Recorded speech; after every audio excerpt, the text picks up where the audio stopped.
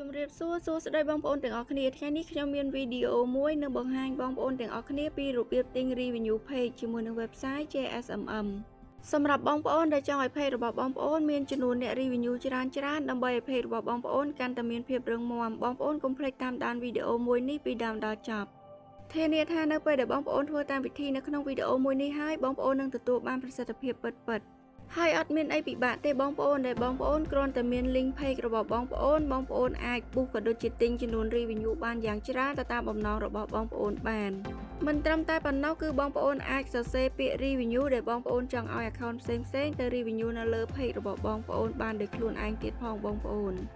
ដូច្នេះហើយកុំឲ្យខាតពេលយូរបងប្អូនអាចទៅតាមដានវិធី book ក៏ដូចជាវិធីទិញចំនួន review ជាមួយនឹងនាងខ្ញុំទាំងអស់គ្នាជាដំបូងតម្រូវឲ្យបងប្អូន sign up ឬ sign in ចូលទៅកាន់ website JSMM ជាមុនសិនដើម្បីចូលធ្វើសេវាកម្មសម្រាប់បងប្អូនដែលជាសមាជិកថ្មីបងប្អូនអាចបង្កើតគណនីមួយដើម្បីចុះឈ្មោះចូលធ្វើសេវាកម្មបានហើយប្រសិនបើបងប្អូនមិនទាន់ចេះបង្កើតឬក៏មិនទាន់ចេះពីរបៀបចុះឈ្មោះចូលទេបងប្អូនអាចចុចចូលមើល link ដែលនៅខាងក្រោមវីដេអូមួយនេះបានដើម្បីដឹងពីរបៀបនៃការចុះឈ្មោះចូលជំហានបន្ទាប់នោះគឺបងប្អូនឃើញមានពាក្យ Instagram Telegram នៅខាងក្រោមនឹងបងប្អូនអូសវាមកបងប្អូននឹងឃើញមានពាក្យថា Facebook បងប្អូនអាចចុចចូលទៅលើពាក្យ Facebook នឹងបាន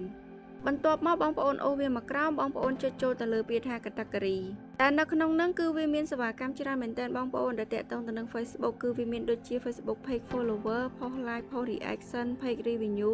Post Share Video View Reel View Comment Like ក៏ដូចជា Live Stream View ក៏មានដែរបងប្អូន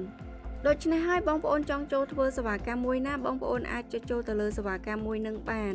ហើយសម្រាប់បងប្អូនដែលចង់ធ្វើសេវាកម្មតាក់ទងទៅនឹង Review Page បងប្អូនអាចចុចចូលទៅលើសេវាកម្មដែលមានពាក្យថា Facebook Page Review នេះបានហើយបន្ទាប់មកទៀតនោះគឺបងប្អូនអាចចុចចូលទៅលើពាក្យថា Service ដែលនៅក្នុងនោះគឺវាមាន2 Service សម្រាប់ឲ្យបងប្អូនចុចចូលជ្រើសរើសប្រើប្រាស់ទៅតាមតម្រូវការរបស់បងប្អូន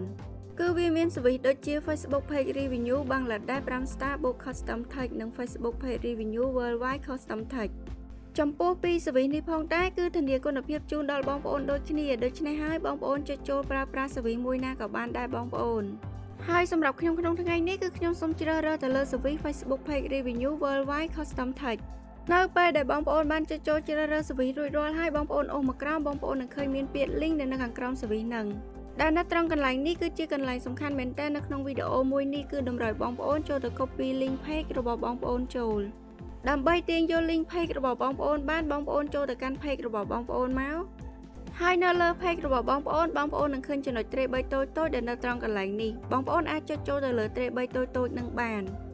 បន្ទាប់មកបងប្អូននឹងឃើញវាចេញនៅទម្រង់បែបនេះបងប្អូនអាចអូសមកក្រោមឲ្យផុតមកបងប្អូននឹងឃើញមានពាក្យថា your page link ហើយនៅខាងក្រោមហ្នឹងគឺវាមានពាក្យថា copy link បងប្អូនអាចចុចចូលទៅលើពាក្យ copy link នឹងបាន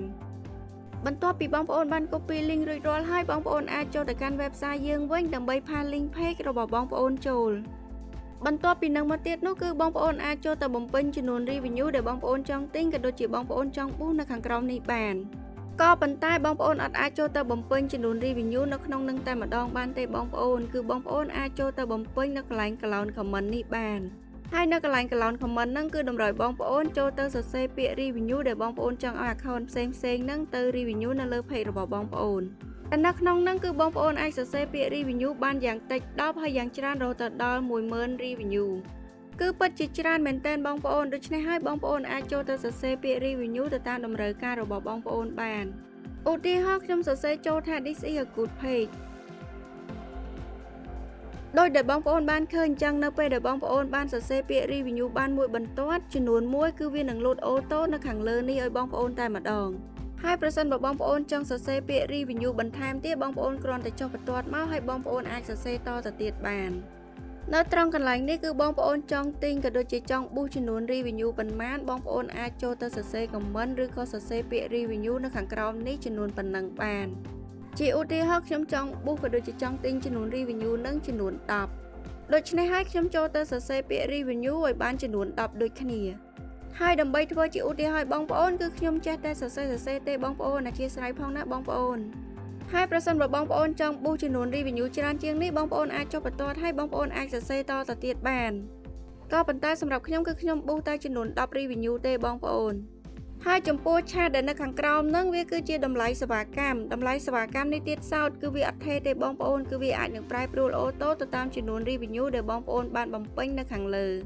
ជាឧទាហរណ៍ដូចខ្ញុំប៊ូសចំនួន10 review ដូច្នេះហើយតម្លៃសេវាកម្មនៅខាងក្រោមហ្នឹងគឺស្មើនឹង $0.30 ជាងហើយប្រសិនបើបងប្អូនដាក់ចំនួនច្រើនជាងនេះតម្លៃសេវាកម្មនៅខាងក្រោមហ្នឹងគឺបងប្អូនអាចនឹងឃើញវាប្រែប្រួលកើនឡើងទៅតាមចំនួននឹងដូចគ្នាចំណែកឯ description នៅខាងក្រោមនេះគឺបងប្អូនអាចចូលទៅអានបានដោយសារតែវាគឺជា description របស់ service ដែលបងប្អូនបានចុចចូលជ្រើសរើសនៅខាងលើដូច service ដែលខ្ញុំបានជ្រើសរើសនៅខាងលើគឺ start ចាប់ពី0ទៅ3ម៉ោង spend 1k ទៅ 3k ក្នុងមួយថ្ងៃហើយ refill no refill quality bot ហើយមុនពេលដែលបងប្អូនចុចចូល submit បងប្អូនអាចអូសឡើងលើឡើងវិញដើម្បីពិនិត្យផ្ទៀងផ្ទាត់ថារាល់ service ទាំងអស់បងប្អូនបានចុចចូលជ្រើសរើសបានត្រឹមត្រូវក៏ដូចជា link page របស់បងប្អូនបានបំពេញបានត្រឹមត្រូវជាមួយនឹងពាក្យ review ដែលបងប្អូនបានសរសេរនៅខាងក្រោមនេះ